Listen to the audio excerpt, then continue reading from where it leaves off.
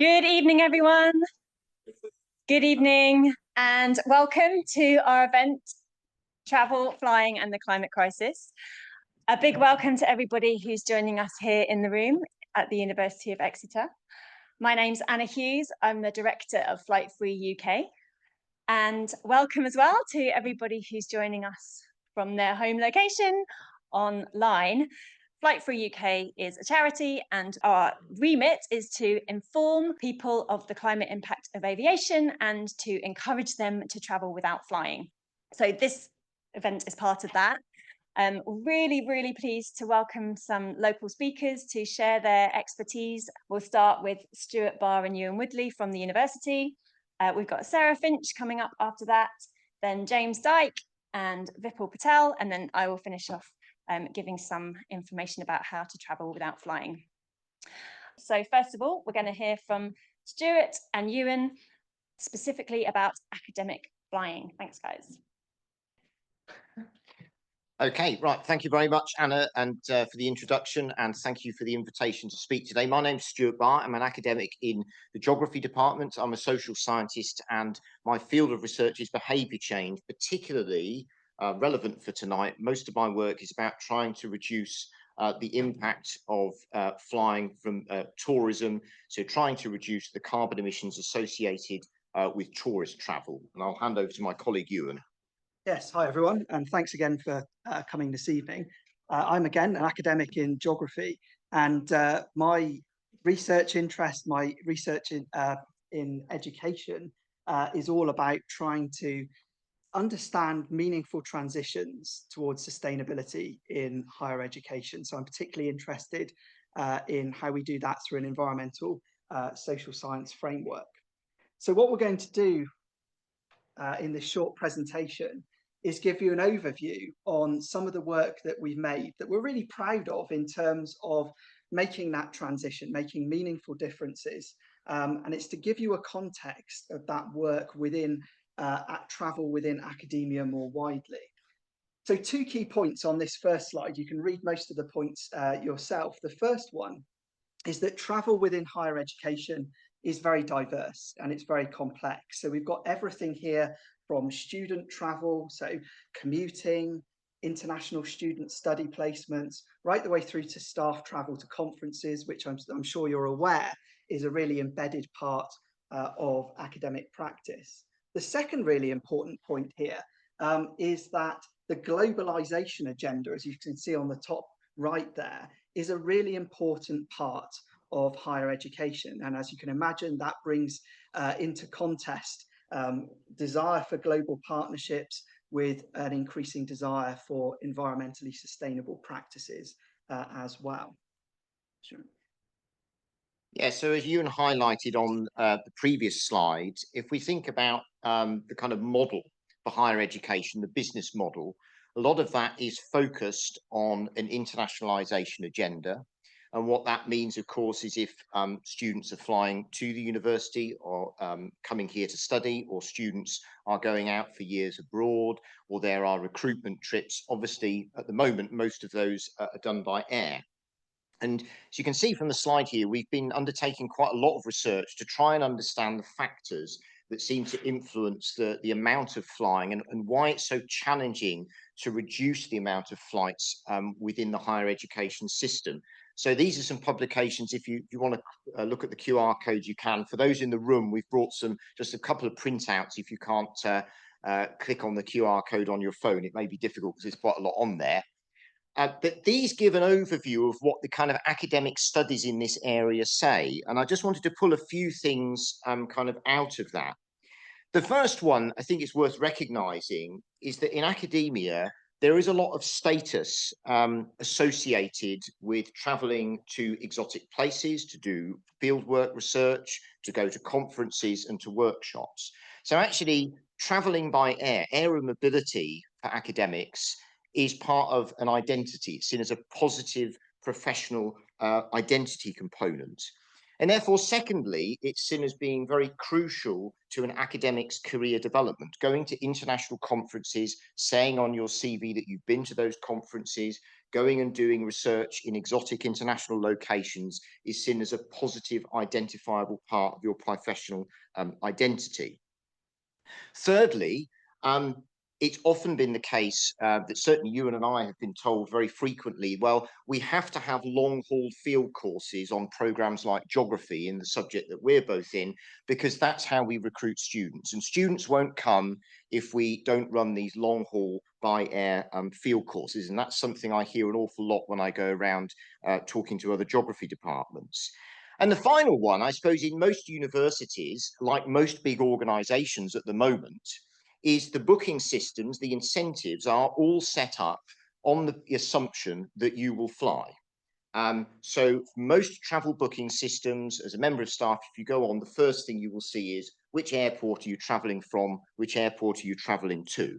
So in a sense, this is a representation of a wider societal problem that we'll hear more about, I'm sure, from other speakers today. The other component of this research, which I think is really important, is that it does recognise that there are inequities in the way that academics travel. And recent research from the University of Montreal, which I would expect to be replicated across most universities, demonstrated that those at the kind of more senior career grades, particularly professors, tend to have far bigger carbon footprints from their international travel than younger colleagues. So there is an issue about equity here, and that relates to issues of equity, diversity and inclusion when we think about trying to reduce flying as well. So that's something that I've been involved with colleagues at the University of Exeter as part of a 5-year UK government investment called Access, which stands for Advancing Capacity for Climate and Environment Social Science. And I've been really excited on that project to work on what we call a set of guiding principles. So guiding principles for how we can undertake research in a more environmentally sustainable way. A lot of that is to do with trying to reduce the amount that we fly, because travel is such a large component of the carbon emissions associated with social science research, certainly. But crucially, we're doing that in those guiding principles in relation to equity, diversity and inclusion. So we recognise that if we come up with suggestions about how we can reduce flying from research activities, they have EDI implications, and we need to work through those. And sometimes there are tensions that emerge with those, which we need to work through and we need to negotiate. So there's a couple of blogs on the right-hand side that I and colleagues on Access have written, which might be useful as a way of thinking through those, because I think the thing I'd want to stress tonight is there are no really easy solutions. There are things we can very practically do, as Ewan will talk about, in terms of reducing the impact of flying in academia, but we need to be inclusive about that. We can't just come up with rules as small groups and inflict those on a wider group of people. So in relation to doing that, I'm just going to say a little bit about a piece of work that I led at the university last year, which was initiated by our sustainability team. And they said, we would like you to lead what they call a task and finish group, lead a committee for 9 months on how we can promote rail travel as an alternative to air travel. And so I was tasked with bringing a group of people together, academics, professional services colleagues from across the university. And we did 2 things. Firstly, we identified what some of the challenges are, and we made some recommendations. And very briefly, in terms of the challenges, most of you and the people online will be familiar with these. It's perceptions about time. You know, flying doesn't take very long. Train travel takes too long. And that's a perceptual issue in some cases. The cost, you often hear narratives about the cost of rail travel versus the cost of low-cost air travel. And we know that actually it's much more complicated than that. We have negative perceptions in the UK about service levels on rail transport, which make people quite negative in terms of transferring to rail travel. Booking systems, as I've said before, favour air travel. It's actually much more complex to try and book rail itineraries overseas. And therefore, generally, rail travel is not as incentivized as air travel. And there were a lot of concerns, as I've already reiterated, about equity, diversity and inclusion.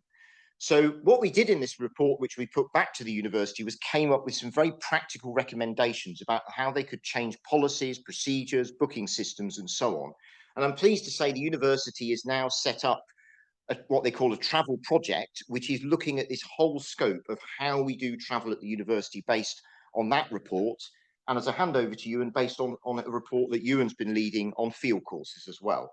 Yeah, thanks, Stewart. So for 2 years, we led a similar group, a task and finish group, which was designed to look at one particular area of teaching, which is particularly complex, field courses.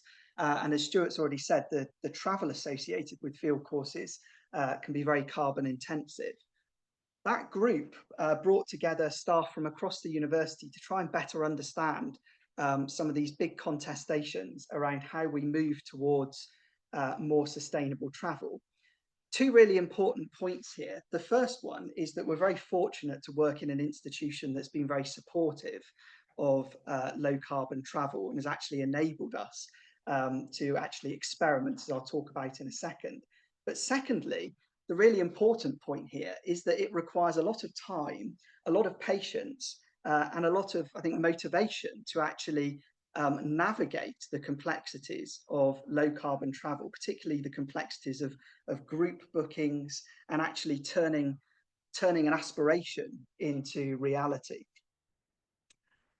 The important thing about that group is that it not only gave greater visibility to our work across the university, it also provided, bless you, an opportunity to think about how we can align our educational practice with the environmental values that we espouse as an institution and as researchers. So over the past 5 years in geography, we've been undertaking a process. That's a process towards embedding low carbon travel and divesting from aeromobility, from flying, on our degree programmes. And these are just a few stark figures to illustrate the success that we've had. The first important point to say here is that we used to have core, so compulsory long haul field courses, as well as short haul field courses, as part of our geography degree programme. We removed those during the pandemic. And then over the past couple of years, we've been introducing low carbon field courses using high speed rail travel in Europe. By next year, and this is the really important achievement, we will have 5 no-fly international field courses in geography, which is a really big achievement within a higher education institution. And you can see from the table here some of the massive reductions that we will see in the carbon impact of travel. So the key thing here is that we're not just talking about this. This is a nice example of how we're turning statements of intent into meaningful action. And we'll finish up there. Thank you. I'm just going to put on this nice quote from a student who went to Freiburg, which my colleague Roger runs last year. So hopefully you can see the students are enjoying this as well. And I think they're very much on board. Yeah, thank you.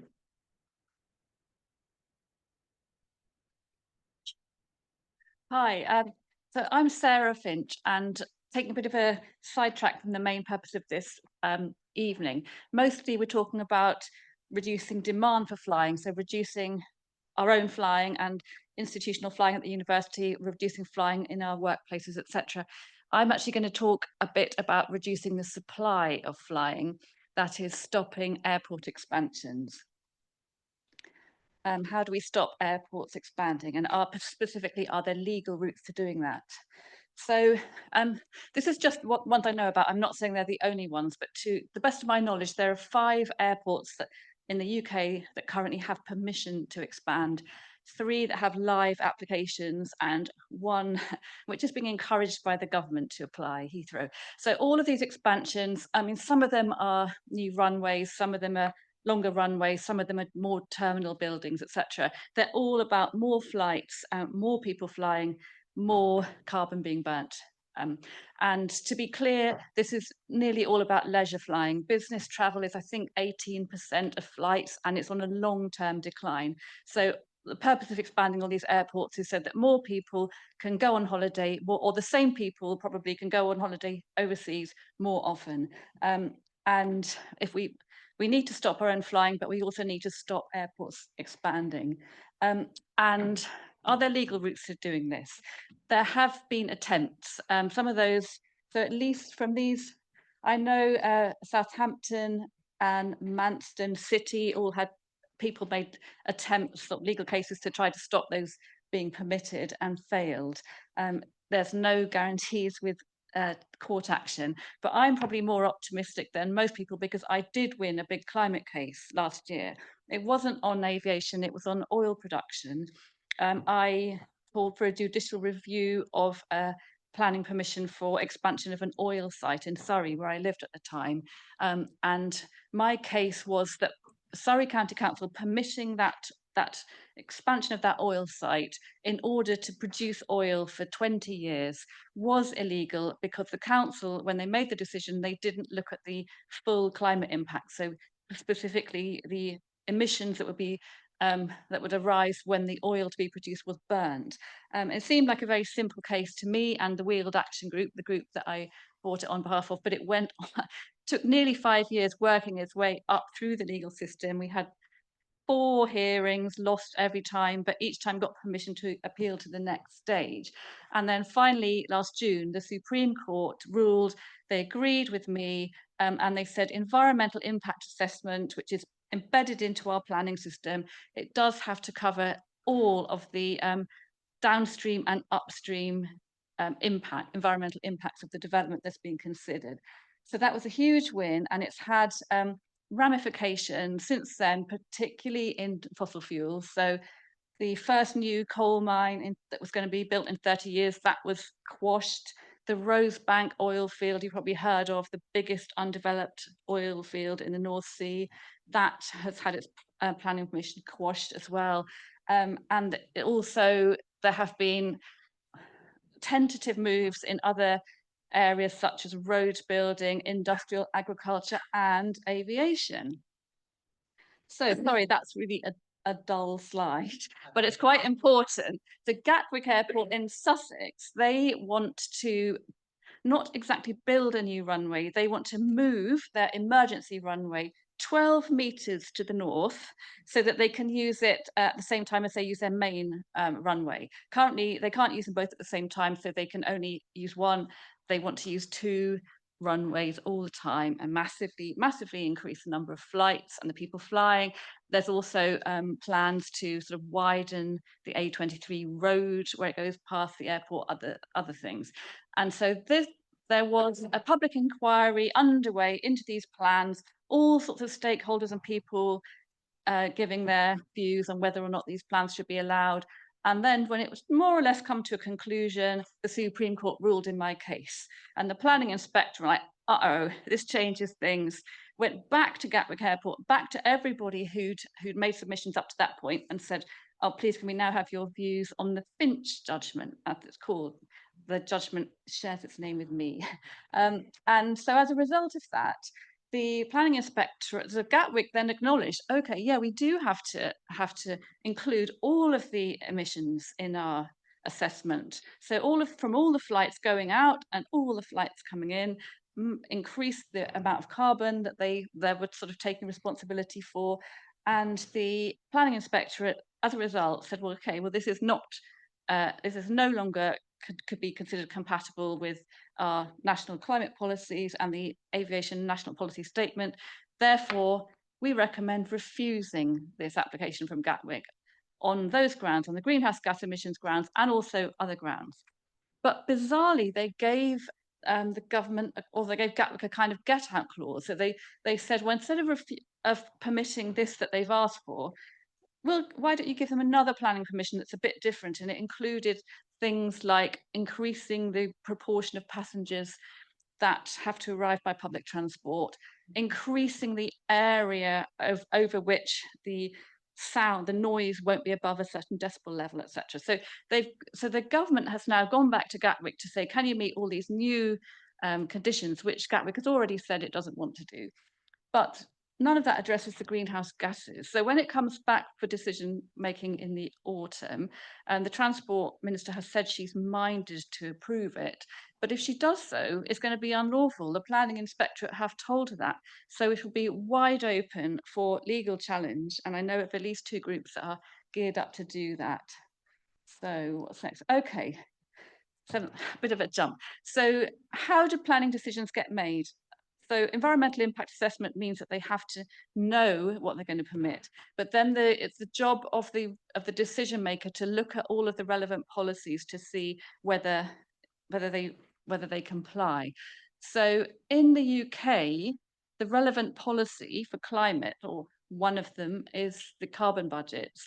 So I'm sure you probably all know the Paris Agreement goal that we signed up to is a temperature-based goal. It's not legally binding, and it's just okay, we'll keep temperatures below 2 degrees or above pre-industrial levels, or aim for 1.5, but it doesn't say how we'll get there. So that for the UK, the way we have in our law to meet this target is through the carbon budgets, and there are a whole sequence of sort of 5-year periods where we do have sectoral targets reducing to take us up to 2050, and so that's legal. The Climate Change Committee, which is a government advisor, last week published their advice for the 7th carbon budget, which is actually the period from 1938 to 42.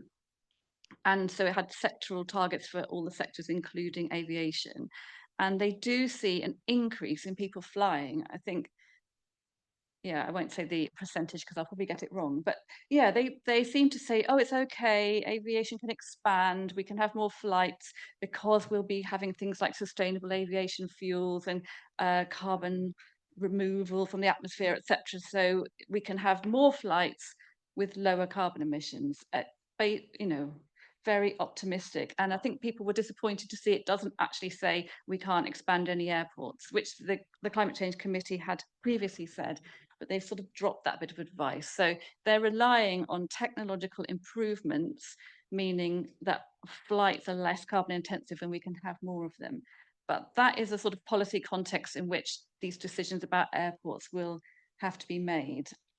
And then another important thing is the Jet Zero strategy, which is Boris Johnson government's, their ideas about how they could make flying compatible with net zero. And that was based on some wacko optimistic assumptions that really basically we'll have sustainable fuel, we'll have electric planes, we'll have hydrogen powered planes, like any kind of fantasy plane, we'll have it, so we can have lots of airports expanding, lots more flights, and we'll still hit jet zero. So that is that's a sort of government strategy currently is in place. But two groups, so Possible, the climate charity, and Galba, I think the group against Leeds Bradford Airport, they have taken out a judicial review of that policy. These things work so slowly. That policy was agreed when Boris Johnson was Prime Minister, but only next month will it actually, the case challenge to it, come to court. So on the 1st of April through to the 3rd of April, the High Court will be hearing Galba and Possible argue that Jet Zero is unlawful because it wouldn't enable us to meet the carbon budgets. The whole host of reasons. It wasn't consulted on. The government disregarded the advice of the Climate Change Committee. A whole load of reasons they say it's unlawful. If they win, and here's hoping they will, that will be a huge help in having a more sensible policy that all of these proposed airport expansions will be judged against. Right, this is what we're up against. So there's no point having good laws if the politicians don't respect them and enact them. This is our current Secretary of State for Transport. I am not some sort of flight shaming eco warrior. I love flying. I always have. Like, what a really unhelpful and stupid thing to say. So yeah, the government can always change the context of everything. If they don't like a law, they can change the law. And I think that the problem we're up against is right at, obviously at the moment we have got strong voices in the Labour Party that don't like the whole net zero framework. They're not interested in climate action. They want growth at all costs, and they would love to approve airports and oil bills and everything else. Right, this is Rachel Reeves confirming today that she supports the 3rd runway at Heathrow. The planning application isn't even in, how she can kind of preempt the decision and say that's good before she's looked at the plans and heard the expert advice of all the stakeholders are going to consult on it. Just terrible. Okay, one voice of sense. Ed Miliband, 100%. Any aviation expansion must be justified within carbon budgets, and if it can't be justified, it won't go ahead. Good luck, Ed. But what can we all do about it? And I think the really important thing is just to normalise support for climate action. In fact, we are the majority. I don't have the figures in my head. I can never remember the numbers, but every opinion poll I've seen always shows a majority of the British public being concerned about climate change and supporting climate action. There was public opinion polling on airport expansion. It's way down people's priorities for what they think is going to benefit the economy. It's really not something that the government should have a big fight about, but they look like they want to listen to the kind of reform type voices. So I think one thing we can all do, but particularly those of you who write articles, who teach young people, who speak to decision makers, is just normalize what is normal. Yes, we don't want airport expansion. We want reductions in flying, not increasing. We want a good climate action. And so there's lots of groups fighting airport expansion. Some of you are probably involved in some of them. I'm just going to mention two. So our local airport looking to expand. I think there's no danger of Exeter airport expanding at the moment. Bristol airport has had its master plan approved to lengthen its runway so that it can take bigger planes, including planes to North America, and they want to increase the number of people flying from I think 12 million a year to 15 million a year. That planning application is expected to go to North Somerset Council in this autumn, I think September. So once it's there, we all need to object and we all need to support any kind of demonstrations against it. So Bristol Airport Action Network, that's their Facebook page. Their website doesn't seem to be very up to date, but they are an active group. And I've just mentioned one more, which is Landing Crew. I was asked to give them a plug. This is a performance theatrical come protest group, came out of the Heathrow climate camp in 2007. They've been at the Extinction Rebellion actions. They've been outside courts. They do their silent semaphore protests, which always get a lot of media attention and a lot of public attention. And there's an active group of them here. And the next outing will be on the 1st of April, when they will be going to the High Court when the judicial review claim into Jet Zero is taking place. So if anybody would like to join Landing Crew, they are looking to recruit. So see me afterwards. Anybody online who'd like to join, if you look me up online and contact me, I can put you in touch with the local organisers. And I think that's the end of me. Hello.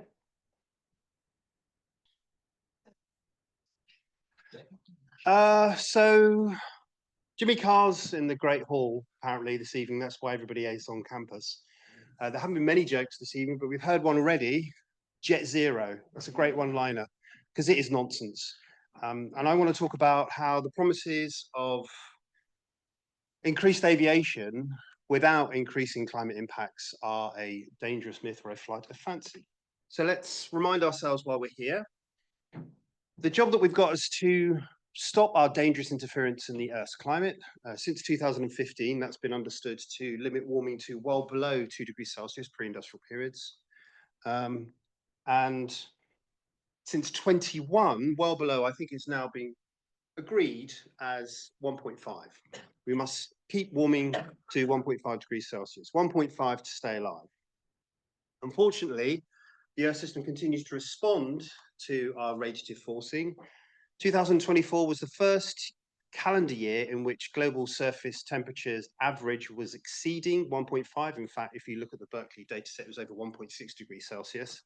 And that is the direct result of increased greenhouse gas emissions. So last year we saw the greatest temperature in the instrument record. We also saw the all-time high for greenhouse gas emissions, certainly from fossil fuels, CO2 emissions.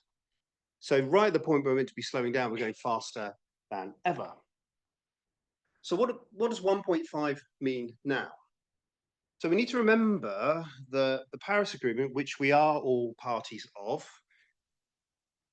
is got to limit warming to no more than 1.5, or we can we can say 2 degrees Celsius, but let's just call it 1.5. So if there's 1.5 degrees Celsius that you need to limit to, then there's a certain amount of carbon that we can burn before long-term warming exceeds that amount. And we can look at it in terms of budgets. So this goes back to, I think, 2019. So it's a little bit out of date, but you can see the time starts here, 1980. It goes up to the end of the century. And on this axis here, you've got emissions of carbon dioxide given in gigatons or billions of tons. This solid black line is the historical data. This is what's actually been happening. If we'd have started mitigation in 2000, we could have decarbonised by about 4% a year.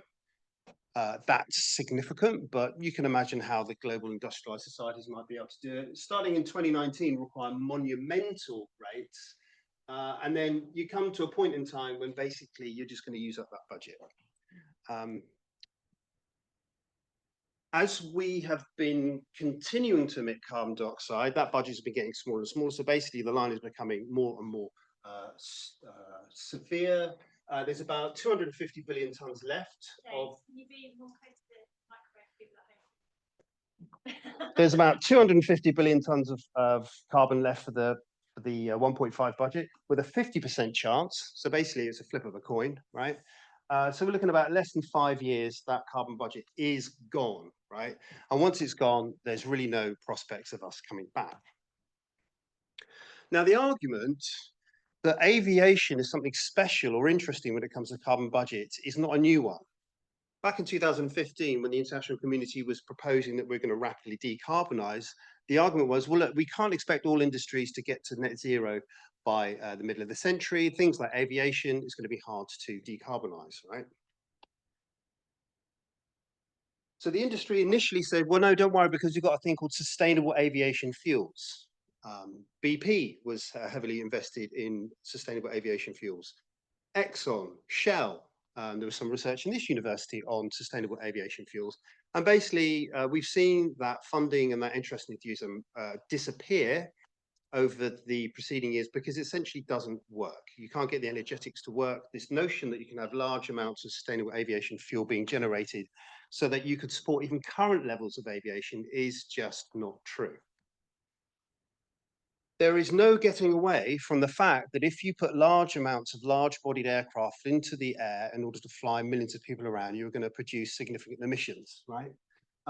Emissions, this is just British Airways, to pick on a random airline. You can see the emissions were kind of increasing, significant decrease in 2020 because we grounded the fleet because of COVID. Emissions and passenger numbers have now pretty much recovered from that. And the prediction is they are going to continue to increase. And that's part of the course when it comes to the expansion of Heathrow. You can, as an individual, offset your flight. You're wasting your money. Or rather, what you're doing is you're not offsetting your carbon, you're offsetting your guilt. It is there in order to facilitate the purchase of tickets. That's why airlines offer. In this instance, I think it's United.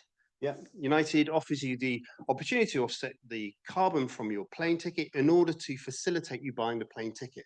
But when it comes to the actual impacts on the climate, it does very, very little. Most people think that when they're offsetting their flight, they are paying some money for someone to plant a tree, right? And as that tree grows, it will suck down the carbon dioxide from the Earth's atmosphere. There's a number of problems with that. The first one is that trees burn down. As global temperatures increasing, as forests becoming hotter and drier, we're seeing increased prevalence of wildfires. There have already been a number of significant wildfires in forests which have been sequestering carbon as part of offsetting schemes. What about other ways that we could reduce or remove carbon dioxide from the Earth's atmosphere? And there's a wacky races of approaches. We could produce biochar, we could do afforestation and reforestation, we could reduce blooms of phytoplankton by pouring millions of tons of iron filings into the Earth's oceans. We could reduce the pH imbalance in the oceans by trying to increase the alkalinity in the seas and absorb more carbon. We could enhance weathering processes by essentially grinding down rocks and spreading out onto fields, or we could even undergo direct air capture, one of these vast kind of air conditioning systems to suck in carbon. The problem is none of these things work.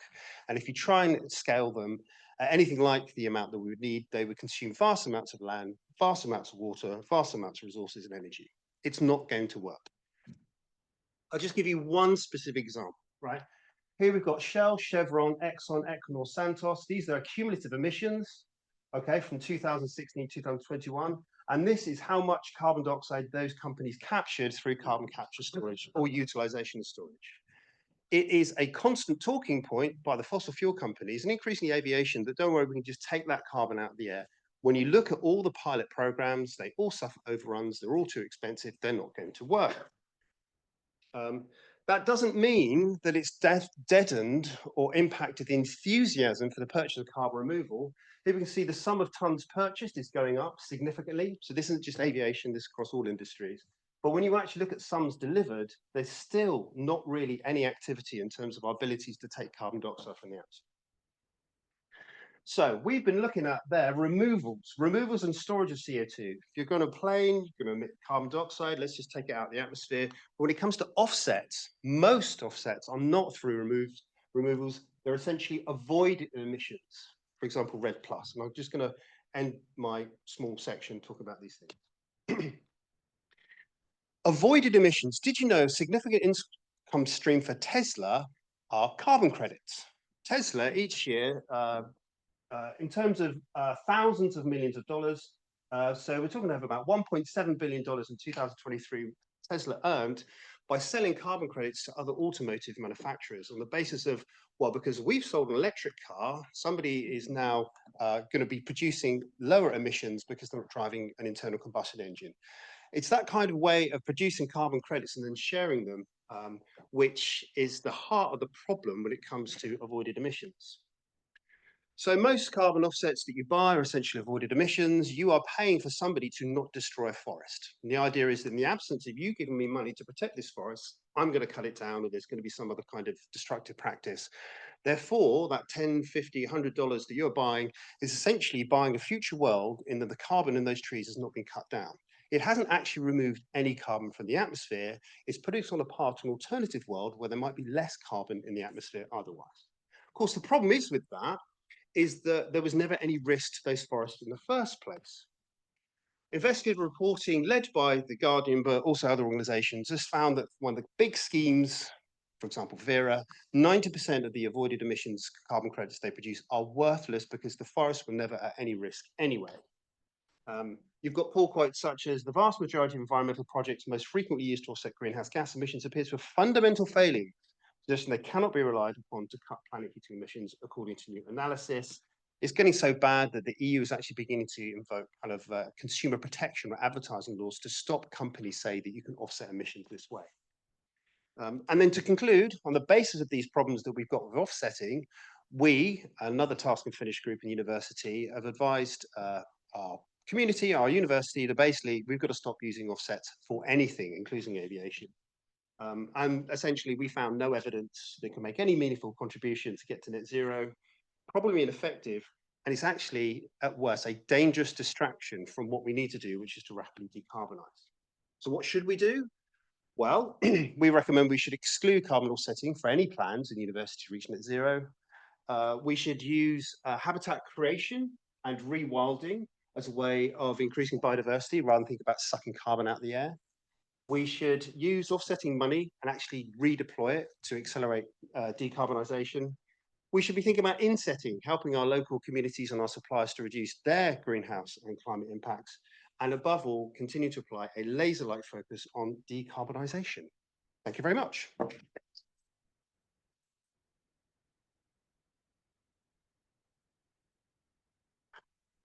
So my name's Vipul. I'm going to try and talk to you about behaviour change, and I'll be flying through it. So lots of caveats in terms of I'm generalising. What have I done?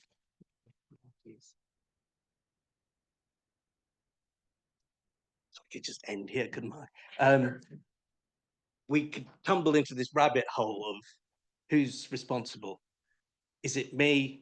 But I can't make a difference. So it should be the super emitters, or it should be the government. They should change the system. And then we go into this sort of chicken and egg, or perhaps Russian roulette is a better example. So who's going to go first? And, again, I can't make a difference. So is there any point? You need to act first.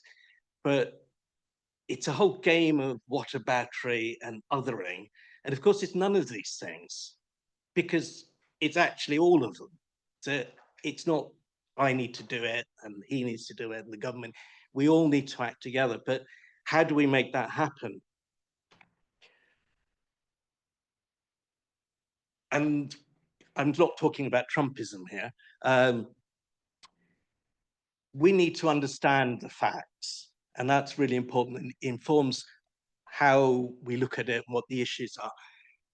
But in terms of changing other people's views, that doesn't work, because what we've got to understand is that we understand the issue, but we've got to understand how other people think and how other people work. We're imperfect, we're frustratingly irrational.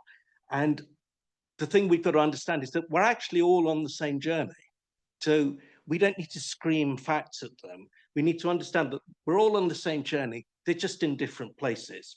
Some of them are never going to move, but we'll ignore those people. I think it's about 70% of the UK population not only believe that, I mean, man-made climate change, but they, just noticed I said man-made. It's the fact that they actually want the government to do something. And it's recently Ipsos did a survey, 33% of people are actively saying they'd like to pay more taxes for the government to act, which is quite an achievement. Now, when you think in terms of changing the facts, once you understand that we're all on the same journey, we need to understand that the way we get through to people is the emotions. Back in 1926, the marketers who got us in a lot of this mess, they understood this, and this is a lucky strike. I find this hilarious. So smoke, otherwise you're going to be fat. You know, be glamorous. I'm wondering whether this is where the fish thing came from on dating apps. So we've got to appeal to people's emotions. We've got to role model, and role modeling is about not judging people, not expecting anything of them. It's quietly saying that, look, I care about this issue. I will talk about this issue. And it's up to them to see your passion, but come along and say, you know, they're going to be a bit more receptive to you being gentle about it. If you go in there blazing with facts and telling them they're wrong, it's not going to work. But there are common ground that we can, you know, the weird weather. My garden had roses flowering in December. The clematis haven't died back this year. That's really weird. But a lot of people can relate to that kind of stuff. But when you talk about carbon, when you talk about the facts, it doesn't work. And we dramatically underestimate how many people do share these values, as I said earlier. And cars is another example I find amusing, because, you know, most of these adverts are filmed at 4 o'clock in the morning, because that's when the air pollution and the traffic is asleep. We need to paint our own pictures. So the marketers do a fantastic job of painting this picture of a beautiful world that everyone wants to buy into. And it's a lie, obviously, but I say obvious, but we need to do the same sort of thing with the world we're talking about. So it's not we're taking things away from you, we're giving you an alternative future. And on a slight tangent, I smoked for 14 years and I tried hypnosis, patches, gum, willpower, none of it worked. And I came across this book by a chap named Alan Carr, not the comedian, and I read it for 7 days, so a chapter a day, and I'm not exaggerating, I literally smoked while I read the book. Finished the book, never touched a cigarette again. The reason why that happened is one thing he understood is that I always tried to quit smoking. I always tried to get away from something that I really enjoyed. I read the book and I suddenly realized, actually, I don't want my clothes to stink. I don't want my fingertips to be yellow. I don't want my hair. That's taken me back a bit. I don't want my hair to reek of smoke. I wasn't quitting cigarettes, I was escaping them. And we all have these buttons. There's something that is going to make us change our behavior. I love chocolate. I can't stop eating chocolate. But when I found out the Cadbury's are in Gaza, I haven't touched Cadbury since. But I couldn't stop it because for health reasons. Now imagine with the cars, sorry, jumping ahead.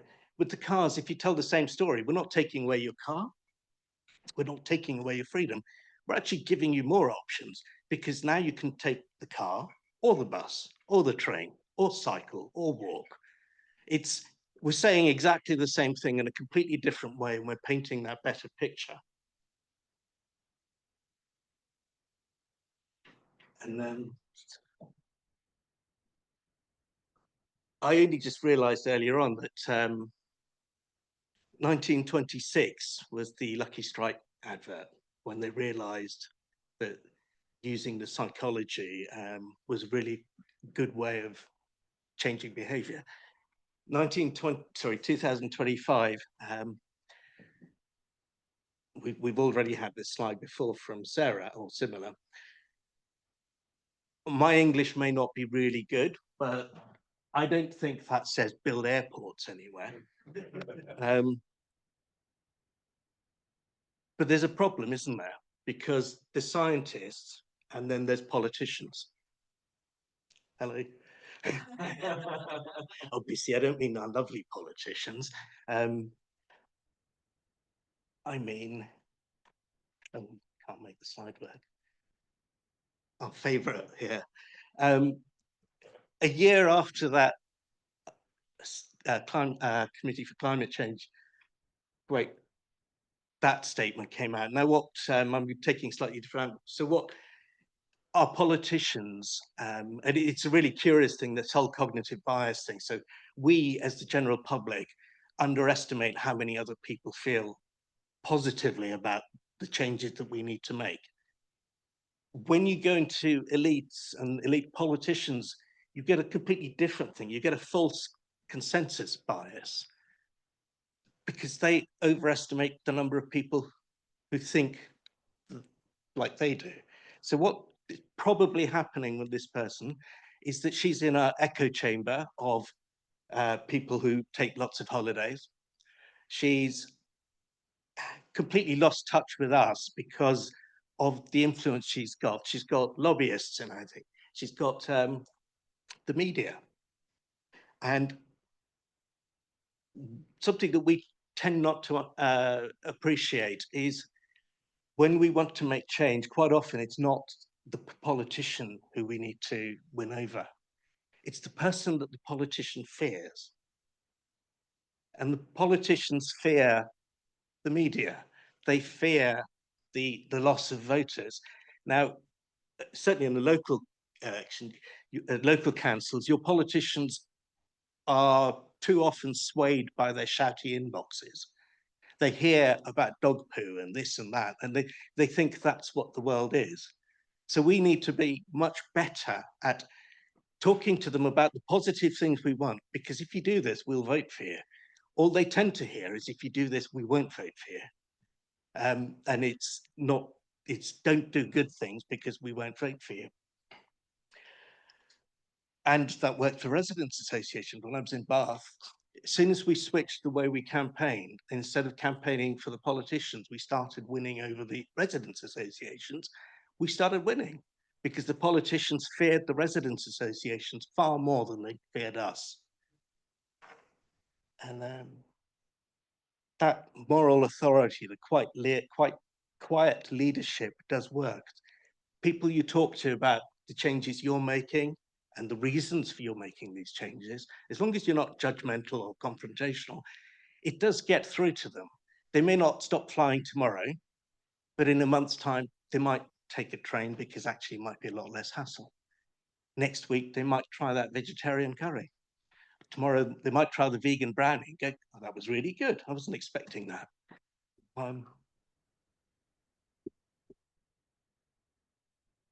So jumping ahead again.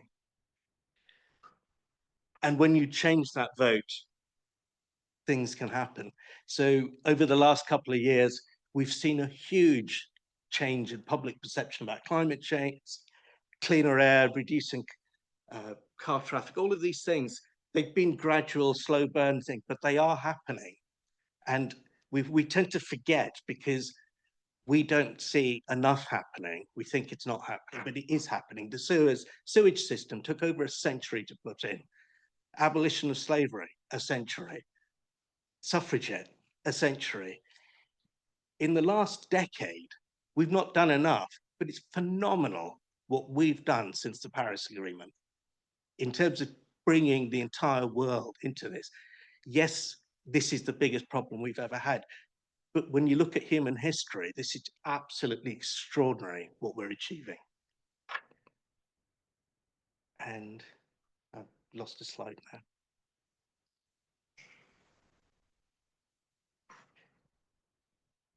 Just demonstrating a low carbon lifestyle here. So I stole this artistic license from Depeche Mode and I didn't need ChatGPT. We need to go away. We need to talk about what we're doing and always remember that they're on the same journey as you. They're not the enemy. You need to help them whenever possible to get to where you are now. Obviously, you'll be over there, but I think that's it. I think that's me finished. Thank you very much.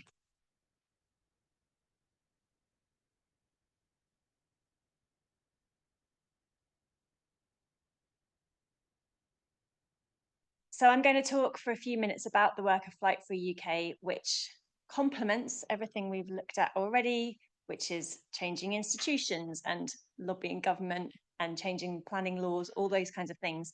And we focus on individual behaviour change. So we ask people, or we challenge people to take 1 year off flying. That's our method of behaviour change as a way to try it. Vipul already mentioned things like smoking. If you take some time away from habitual behaviour and try the alternatives, then that is likely to lead to longer term behaviour change. So that's our method of behaviour change. But why are we focusing? Like, let's go right back to the beginning. Why are we even focusing on aviation to start with? And the main reason is because public perception of the reality of aviation emissions is low compared to awareness of other lifestyle choices. So as this chart shows, one return flight, and that is the emissions per person, one return flight, and granted that is a long haul flight all the way to Bali, but that would produce more emissions per passenger than eating meat for a year, driving your car for a year. These are average amounts. So we're using average mileage, average car type, etc. We have to use averages for these types of things. But those two middle bars, the eating meat and the driving a car, they're generally things we have an awareness of. So generally, we're aware that we need to eat less meat or that we need to drive less for the benefit of the environment because they're reported in the media, because we kind of have those conversations. But as you can see, just that one flight could wipe out all the savings you've made elsewhere, or it's more carbon heavy than those activities are over the course of a year. But if you look at the bottom bar, don't worry, because if we change our light bulbs, look how much we can save. And that's where the narrative has been stuck for a long time. We're still stuck on that kind of the small things, the changing the light bulbs, the doing the recycling, which are important things, but we really need to be talking about the big things now. Especially when you consider that the vertical line refers to the annual sustainable footprint as recommended by the IPCC, which is the Intergovernmental Panel on Climate Change. Now, this is a global average. So globally, most people around the world are below that line. So most of the communities in the globe are low carbon communities. In the West, we are high carbon communities. We are high emitters. But the recommendation is for us each globally to only be emitting 2.3 tons of CO2 over the course of a year in order to reach our sustainability goals. You can see just one flight takes us above that. And these are choices we're making. So we have to do certain things like eat and clothe ourselves and house ourselves. But do we have to fly? Well, that's one of the questions. This chart would suggest no, because you can still travel even if you're not flying. These are alternative modes of travel and the relative emissions of each. So you can see top one, really super efficient Eurostar, or it's kind of international rail. Eurostar is the example because it uses super low carbon nuclear energy, whatever we feel about nuclear. But yeah, using trains, particularly on the continent, high-speed trains are good in terms of carbon emissions. Surprisingly, ferry, if you go by ferry as a foot passenger, that's really good as well per passenger. Your share of the emissions is low. Coach is also really good, and that's a great option if you're on a budget. Often traveling without flying can be more expensive, but if you look at the coach options, that's often more cheap, so that's great. Electric car as well, these use 2 people in the vehicle, that's average occupancy. And then rail, the local rail, that is a bit higher because that's typically diesel trains. So we're looking at the difference between electric trains and diesel trains. If you're going on the ferry in a car, then it's a little bit higher. Just driving is a little bit higher, but by far the highest emissions are flying. So yeah, there's no 2 ways about it. We are emitting a lot if we're taking that plane. But so there are many places we can get to without flying. London to Barcelona is a great example because we can take a train. Even though it's a very popular flight route, it's perfectly possible to get there without flying. And the journey, if you were to travel by train, is just incredible. Going down through France, so you're changing in Paris, going down through France towards the kind of more sort of tropical Mediterranean coast. There's a point at the bottom when you get to the south coast of France where it passes the flats areas with flamingos. Like, these are types of things that you completely miss if you fly, and these are all the experiences that enrich our travel experiences. So taking your time, taking the train, can be beneficial in just more ways than just the emissions. But of course, the emission savings are huge. If we are going to reach our climate targets, 91% emission savings if you choose to holiday by train, that is where we really need to be looking. And Sarah kind of hinted at this because we might have a perception that most of the time flights are taken by business people who are, jetting here and there and everywhere.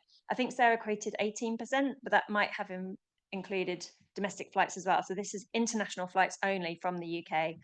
And this is last year's data. So it might surprise you to find out that business trips only accounted for 7% of flights in 2023. It's been kind of hovering around 9% for a couple of decades now. And that's since COVID, so it's dropped even further now. But the biggest market is leisure flights, so purely for holidays. This doesn't even include visits to family and friends, so just those holidays. If we can replace those with other means, then we're getting somewhere. That's why we focus on individual choices and holiday flights mostly, because imagine that we're changing all of those holidays, because the benefit is you can choose where you go on holiday. So if we can replace those with journeys by other means, then we're really looking at the kinds of emission savings we need to be making. And to reassure you, though, the top 3 destinations for UK travellers can all be reached without flying. So our top destination of choice is Spain, second is France, third is Italy. And they are all places that we can get to easily without flying. What we try and do at Flight Free UK is share the stories of the people who've done it, because it's all very well me saying, oh, you can easily get to Spain without flying, but actually looking at how people have done that, how they booked it, how long it took, what the journey was like. That's really useful information. So on the travel page of our website, that's exactly what we do. So we share stories of people who have done those holidays without flying, family trips as well, so for whatever, and even business trips, so whatever reason people have for choosing to travel, the kind of realities and practicalities of it, that's one of the things that we share in order to create that behavior change. So looking at the individual is just a tiny part of the grander picture. So what we actually want to achieve is a societal shift. That's when things really change.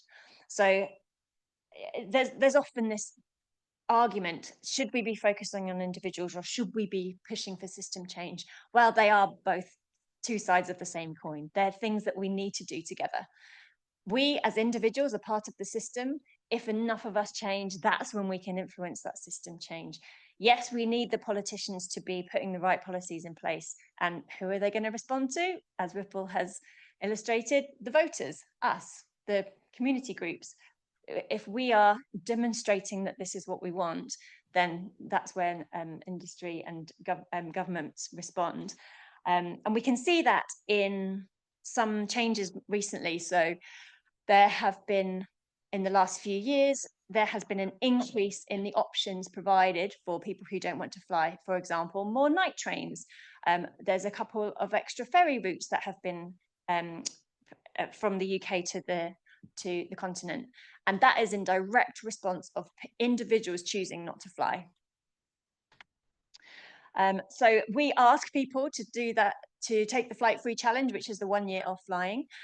If you are interested, then you can sign up at our website. And I've put a few flyers and some of the postcards on the table here, which have some of the charts that I've just been talking about. So if it's something that you're interested in, please do take them away at the end.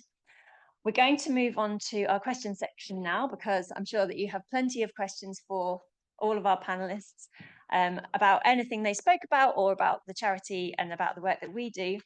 So yeah, let's take a minute just to kind of rearrange ourselves. And also, if you are joining us online, hi.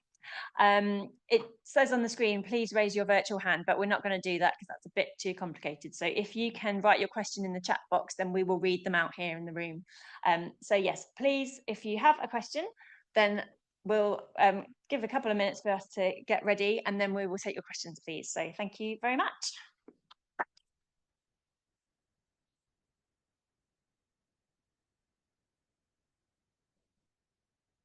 Yeah, so it's good.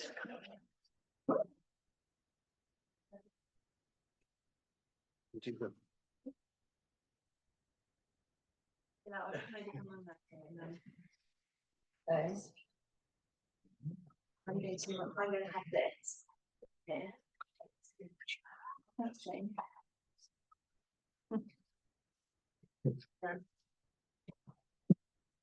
Okay, would anyone in the room like to ask a question? Yeah, thanks. One for Sarah, really. We have heard all about the sad story of offsetting, but in all your legal tussles and in other planning sagas that you've heard about, have these applicants tried to play the offsetting card?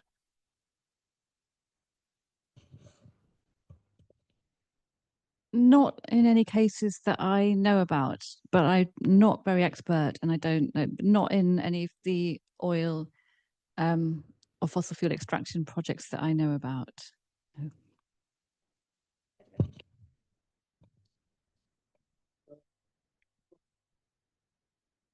In the context of fossil fuels, the fossil fuel companies were long-time advocates for carbon capture and removal. And then the Biden administration began to mandate that you have to implement that for new fossil fuel developments. And then they said, no, we can't do that. It's impossible. So the moment you actually force them to do it, they kind of reveal that it was nothing more than an enablement technique, really.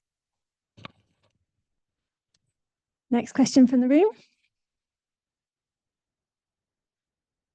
Thank you. And thank you very much to all the speakers. And I think a lot of what you've all said is relevant to Exeter Airport, which I'd like to briefly ask a couple of questions about.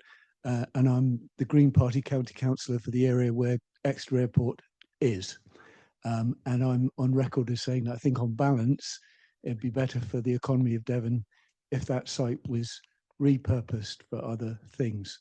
But I don't want to talk about the other things that I think it would be good for. I want to talk about Exeter Airport and a couple of points, particularly where the Exeter University academics might be interested. One is that I'm often told that it's a sort of keystone of the economy of Devon because of the connectivity that it provides for Exeter University that we're all so proud of. And I'm not entirely sure that Exeter University academics do fly from Exeter Airport very much, because the destinations are mostly not the sort of places you would go to a conference, but I've never been able to get hold of any data on that, and I would love to have some. And I've been told also that it's key for the Met Office to be at Exeter to have an airport, but for the people I know at the Met Office very rarely fly, and again, they don't fly to the destinations that Exeter Airport goes from. So if anybody's collected any data on either of those two things, sorry, I've got a third question if you don't mind. So the third one is another specific about Exeter Airport, which is the cost of flying from Exeter is actually quite high, especially since the pandemic and the collapse of the airline that was based at Exeter, which was called Flybe. And according to my, I'm not somebody who flies, so I don't actually do price comparisons for my own purposes, but I've used a price comparison website, and I found that on average, it's one of the most expensive to any given destination that Exeter flies to. It's over £100 return on average, more expensive on average across those destinations, whether it's sort of Mediterranean holiday resorts, which a lot of the flights from Exeter go to, or else if it's Scotland and Ireland, which are also where you fly to from Exeter, and that more or less covers it. So it's expensive to fly from Exeter. So I feel that it's actually really there for the benefit of the people who are not so cost conscious and price conscious. So if there was any, I feel like this is yet another public sector benefit, which actually really only benefits better off people. So I'd be interested to know if anybody has collected data about, and then actually about whether it sucks money out of the economy, because I think people mostly fly away on holiday rather than in or to come to Devon on holiday. So any data on those facts would be useful. Thank you. Sorry to go on. That's okay, thank you. Who wants to take that one? Yeah, I can start with, certainly I'm not aware of any data. So it's interesting that those arguments are being made, and I've not been, I'm just an academic at the university, so I'm not aware of those kinds of arguments. But as you say, the kind of destinations you get from Exeter Airport tend to be kind of sun, sea and sand tourist destinations. I have read recently that later this year there is going to be actually very soon, isn't it, a KLM flight going to Amsterdam, and the way that they are marketing that is this kind of, you know, connectivity to the globe.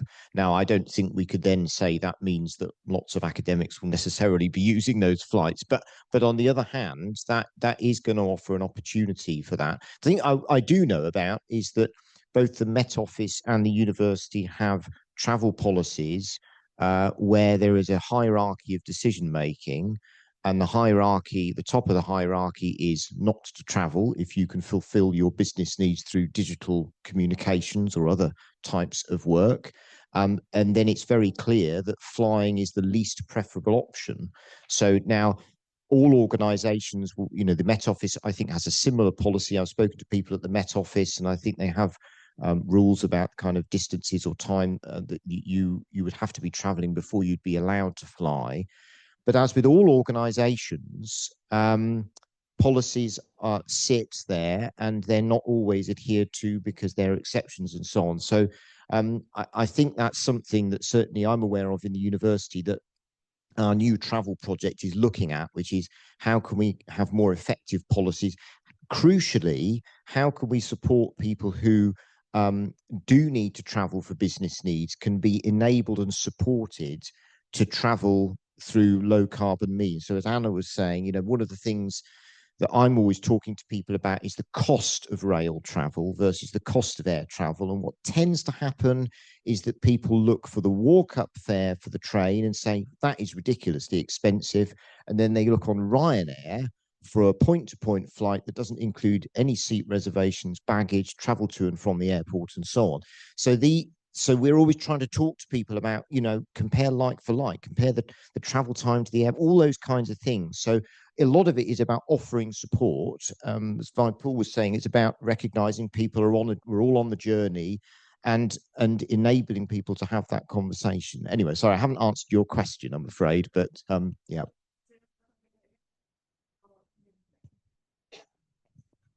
One from online. So we've got a question from Natalia. which might be for you, Anna. How do people deal with the social awkwardness of friends and family talking about holidays in far-flung locations, and how do people deal with that? Oof, the $1 million question. I'll come back here, so I'm in the screen.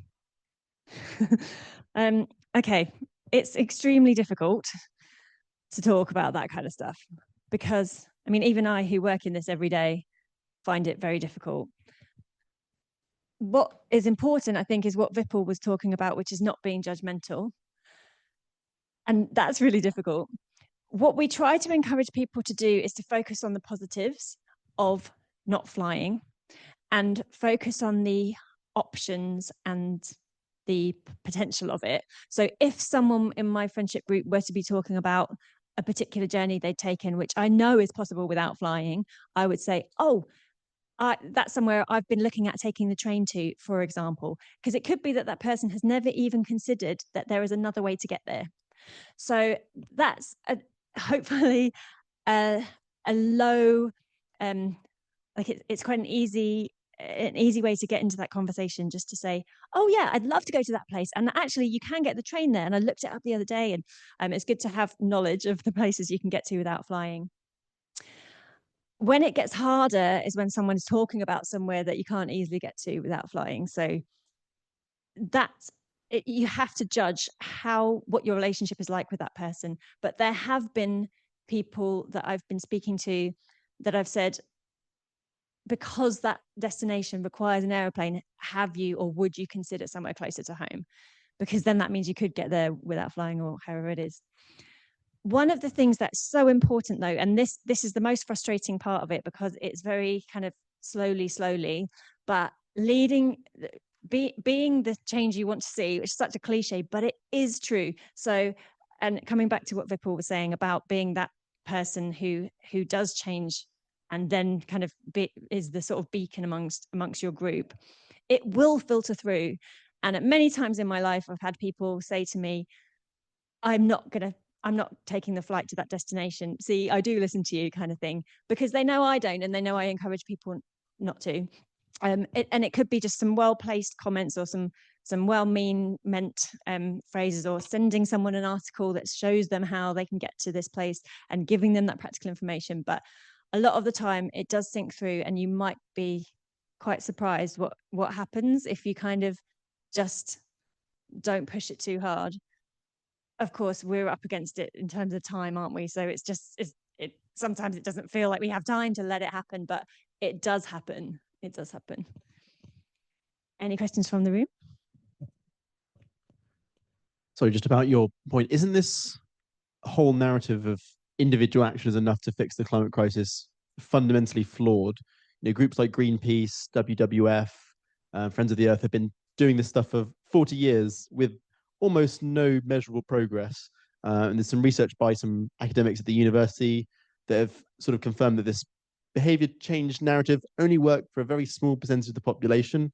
Like I look around the room and I see climate activists, climate scientists, green councillors. I'm guessing these aren't the people who are flying to Dubai every holiday. And I think, isn't a slightly different tactic needed to actually reach the vast majority of the population who kind of almost don't care, frankly? Yeah, really good point and really important. And I'll come to it, and then I'm sure everyone on the panel has something to say about that. So we've never said that individual action is going to solve the climate crisis.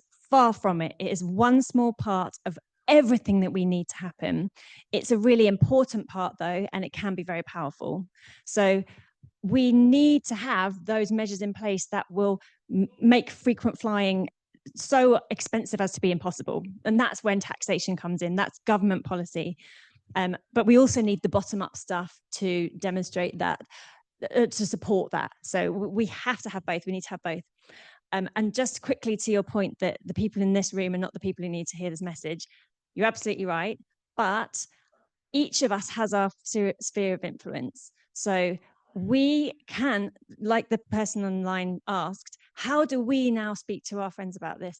Well, I mean, having now heard from our speakers and having those kind of answers to those questions sometimes is all that you need. to expand that the concept amongst the people who are the frequent flyers. We probably all know frequent flyers in our life. That's where the sphere of influence is. But yeah, I will pass on in turn, I'm sure.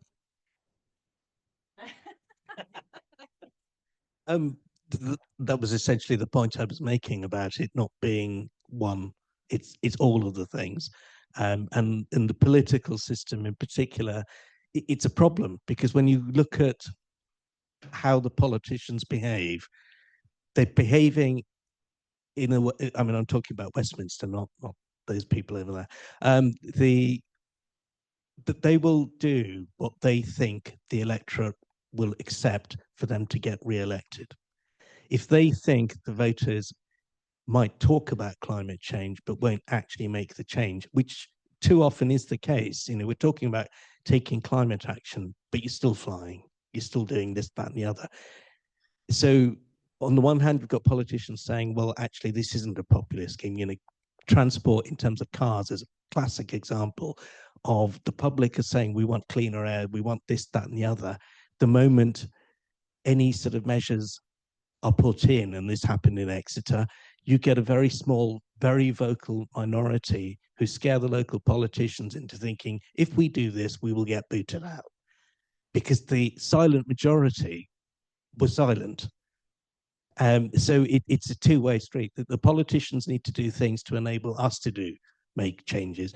But if we don't show that the politicians that we're going to deliver, that we want them to deliver it, they won't act.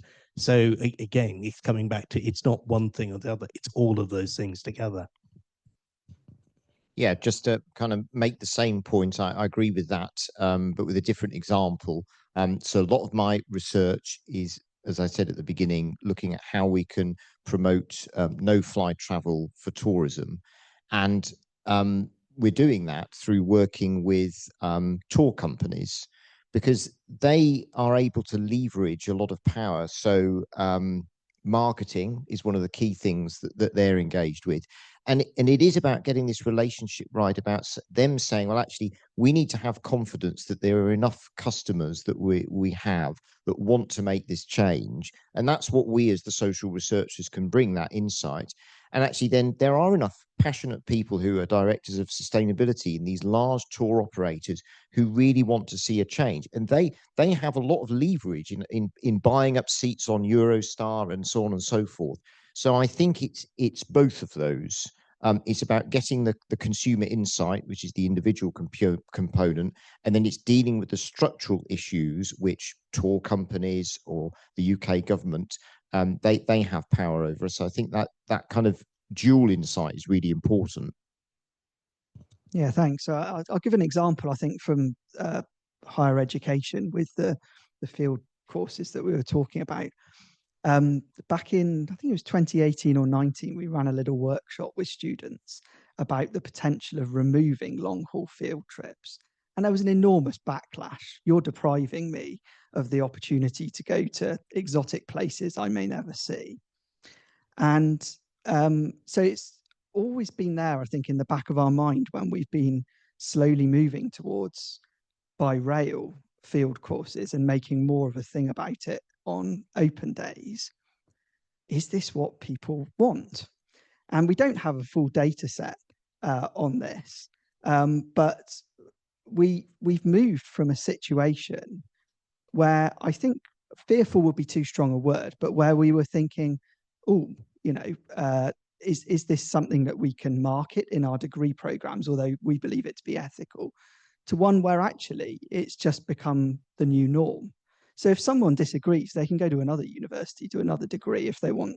I'm not sure they did like me saying that, but the point is, we've not seen a decrease in our admissions. People haven't said, I don't want to come here because you're depriving me of these exotic opportunities. So I think that positivity and actually engaging students with those debates, even though it may not be personally transformational, is a step in the right direction. I agree with you really, and I think the whole idea of the personal carbon footprint is a kind of con that was invented by the fossil fuel companies to make us feel guilty and make us feel it's all our fault. So yeah, I 100% agree with you. And then I also think that like modeling, you know, the greener lifestyle is one of the things that we can do. So I kind of still think it's worth doing anyway. And I have really mixed feelings about the whole, you know, how do you persuade other people? I mean, my brother's in Costa Rica at the moment, and I had that conversation with him like, oh, wow, Costa Rica, what a wonderful place. Well, of course, I'll never go there because I don't fly. And I think it made him think about it. And I don't know, he might, when he's seeing all these lovely endangered frogs, he might think, oh, maybe I shouldn't have gotten a plane. I don't know. But one of the most frequent flyer I know is actually my son. And like he likes finding, he went to Albania recently for £24.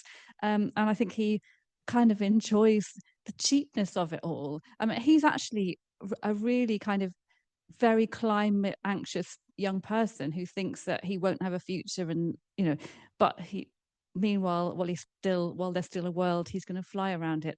And yeah, I don't know, I kind of agree with you, but I also think modeling good behavior is a good thing to do as well. And I think yeah, you know, there's been all this behavior change campaigns for years. Mostly they haven't worked, but in some ways they have. And when I think about how when I was a vegetarian, when I was a student, it was so rare. Everybody expressed surprise I was, you know, surviving on such a restricted diet. And now I'm actually surprised when I meet someone and they're not a vegetarian. So some things have changed. So yeah. Okay, a couple more questions. We'll go to online first. Yeah, there's been so many questions online, so sorry we can't get to them all. But one from Aaron.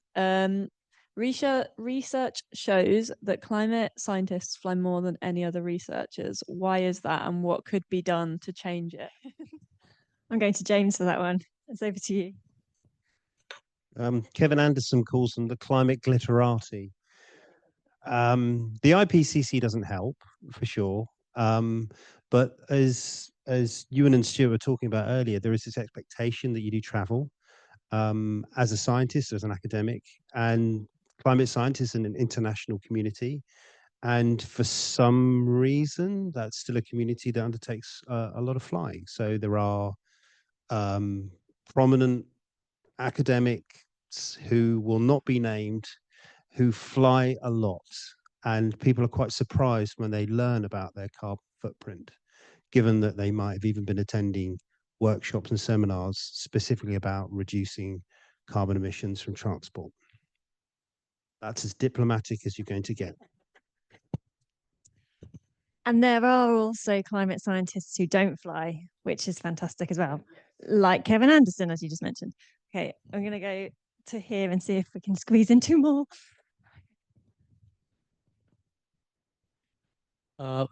There is this whole cost thing about taking, I don't know, I took a ferry to Spain last year from Plymouth because it's near Exeter, and that actually, you know, I probably could have flown to Australia on the cost of that return ferry trip. But so my point is, there's, you know, our car emissions, you know, you get an emissions charge, not a road tax, it's an emissions charge. And yes, the last few governments haven't kept it rising as they should have. They've admitted to do that. But is there any campaign to tax air fuel and make a level playing field, as they're always talking about? Okay, let's just take one more question and see if we can answer them together. Yeah, it's not a question actually. I just wanted to highlight that what Ewan and Stewart have told us about, which is basically they're taking action with at the university level and with these tour operators.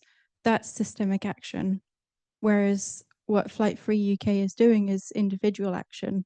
And so, yeah, just wanted to add that on top of Jonathan's question. Okay, so let's talk about costs very quickly. As you quite rightly highlighted, there's no tax on aviation fuel. So in terms of campaigns to tax aviation fuel, yes, there's a campaign to do that across the EU.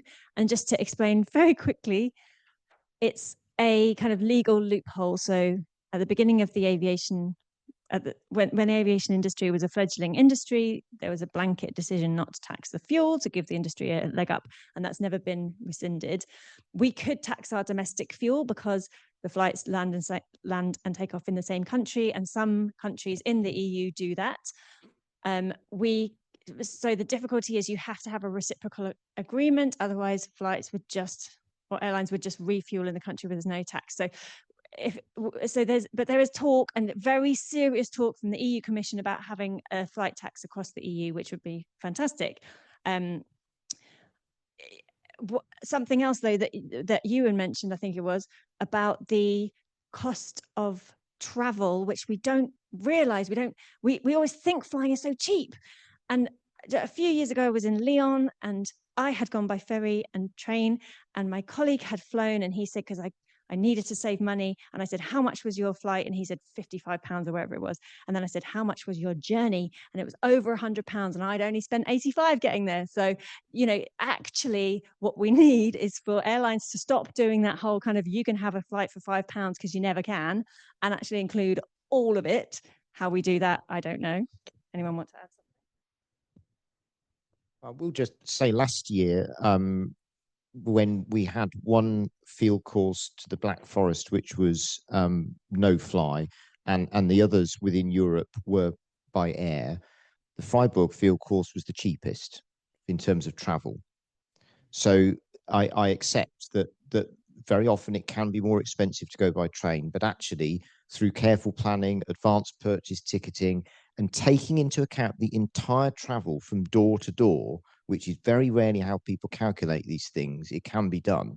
I think, and just a plug, I don't work for them, Interrail passes, that's where you can save a very large amount of money and actually get a great deal of enjoyment and flexibility as well. Just very quickly. So it comes back to a range of comments, but particularly around how we sort of play out our lives in different contexts, and particularly academics and flying. One of the big problems here is that not only do we think about travel in a particular way, as in we've got to get there really super quick and get back again, rather than slow travel and by rail or other means, but it's also about thinking, how do institutions view things like career progression and the expectations around colleagues? And within higher education, there's so much bound up into attendance at conferences, international networks, and that sort of thing. And so academics in many cases are responding to the cues that institutions are giving them. So it's about the systemic change that's required in order to actually think about the travel practices and that's just one area. Thank you. And we're now at 8:30, so this is officially the time where we said we'd end the event. So I don't want to keep anyone for too long. I'd like to thank our speakers for being so brilliant this evening. Thank you.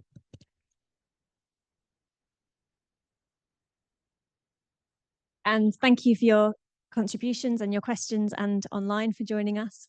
And I think the conclusion is it's difficult, but there are lots of positive things happening. And I think that was very neatly illustrated by our panelists. So thank you so much for attending, and safe journey home. Thank you.